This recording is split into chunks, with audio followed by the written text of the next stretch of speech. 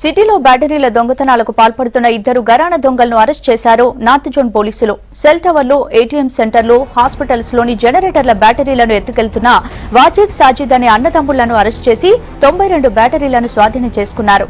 ఈ ఇద్దరు అన్నదమ్ములు పగలు ఆటోలు నడుపుతూ రాత్రుల్లో బ్యాటరీల చోరీలకు పాల్పడుతున్నారు.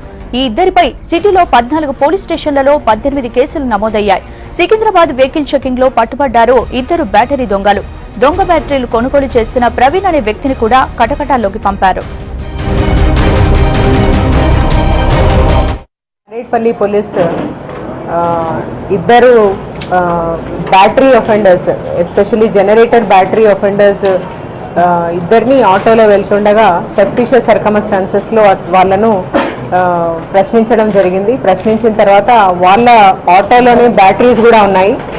దీంతో వాళ్ళ వేర్ అబౌట్స్ క్వశ్చన్ చేస్తే వీళ్ళిద్దరూ అన్నదమ్ములు సాజిద్ అండ్ వాజిద్ అని మెయిన్ రోడ్స్లో ఉన్న ఇంపార్టెంట్ హాస్పిటల్స్, తర్వాత షాపింగ్ మాల్స్, తర్వాత ఈ మొబైల్ ప్రొవైడర్స్వి సంబంధించిన బ్యాటరీస్, అంటే ఎక్కడెక్కడైతే వాళ్ళ టవర్స్ ఉంటాయో ఆ బ్యాటరీస్ ఇవన్నీ యథేచ్ఛగా ఆల్మోస్ట్ 1 year నుండి మనకు వచ్చిన సమాచారం ప్రకారం అయితే ఆల్మోస్ట్ 33 ప్లేసెస్లో చేస్తున్నారు. 18 కేసులు ఇప్పటివరకు రిజిస్టర్ అయి ఉన్నాయి.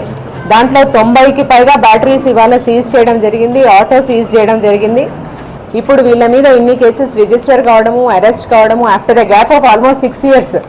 సో వీళ్ళ మీద ఖచ్చితంగా పీడీ చట్టం అమలు చేయడం జరుగుతుంది.